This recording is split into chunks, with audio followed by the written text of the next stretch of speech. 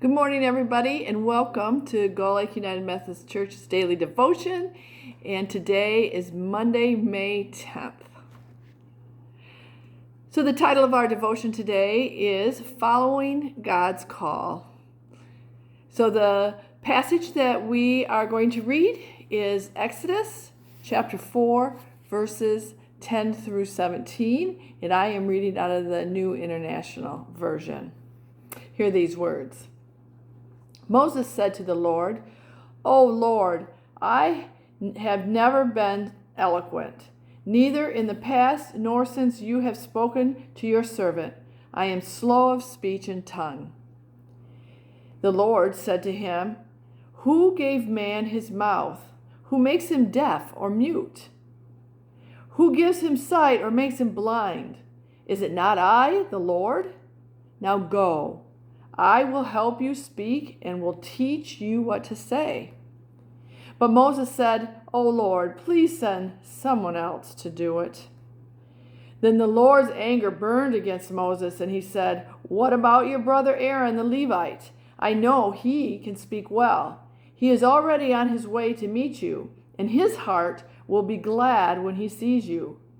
You shall speak to him and put words in his mouth. I will help both of you speak and will teach you what to do. He will speak to the people for you, and it will be as if he were your mouth and as if you were God to him. But take this staff in your hand so you can perform miracle signs with it." These are the words of God. So following God's call, that's what our lesson is for today. And it sounds like from that passage that maybe Moses was pushing back a little bit, doing things his own way instead of God's way. So the verse for us for today is not from that passage. In fact, it's from Proverbs. Proverbs 3, verse 5, which reads, "Trust in the Lord with all your heart, and do not rely on your own insight." That's a good one. That's a good memory verse, and certainly has to puts us in the mind frame, of following God's call. Trust in the Lord with all your heart, and do not rely on your own insight. So our author today is a pastor, and his name is Gene Langford, and he lives in Alabama. So let's hear what he has to say when it comes to following God's call. Years ago, in responding to God's call to pastoral ministry, I had a choice. I could continue working at my full-time job and serve as a part-time pastor, or I could give up my job and be a full-time pastor. Both are valid ways to serve God. I felt a pull toward full-time ministry, but I was uncertain if I could support my family on a pastor's salary. I kept anxiously trying to calculate my expenses against the income, and it did not look promising. I trusted that if it was God's call, it would work out, but still I was uncertain. Finally, I said, "Okay, God, if you open the door to a full-time church position, I will walk through that door." Then I felt peace and certainty about God's call. When we are trying to arrange life on our own terms, we cannot be fully attentive to God's call, whatever that may be. I served as a full-time pastor for more than 25 years now and have never regretted that decision. If we begin to entrust the future to God, we can find peace and clarity. Pastor Gene gives us plenty to think about, and that one sentence just stands right out to me.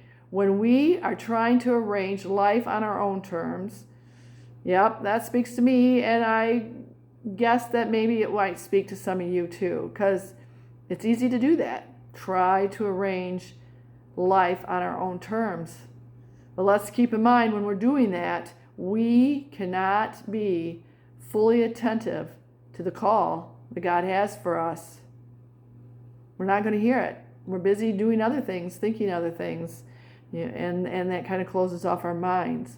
So it's, following God's call means giving up being in charge.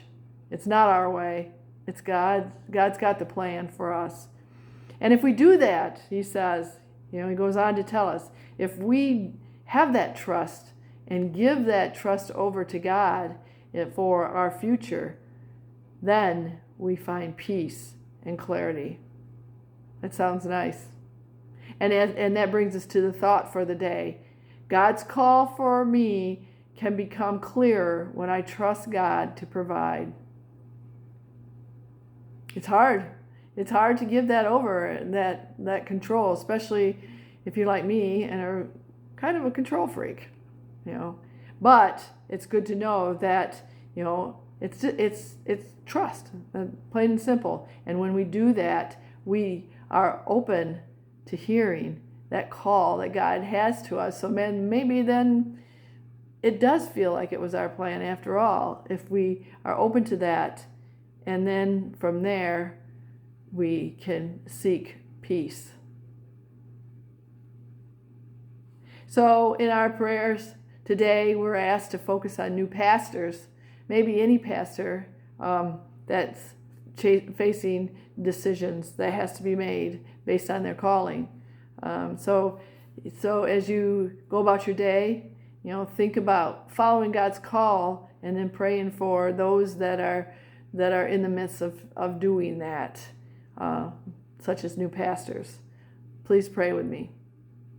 Gracious and loving God, help us to truly listen and respond to your call for our lives. Help us always to trust you. Amen. I hope you have a good day and a good rest of your week. And I hope that, the things in the past that God has you on is bringing you some peace and you feel like you can trust God. I pray for that for you. And, go ahead. I hope you have a great week, and I will see you back here next Monday. Have a blessed day.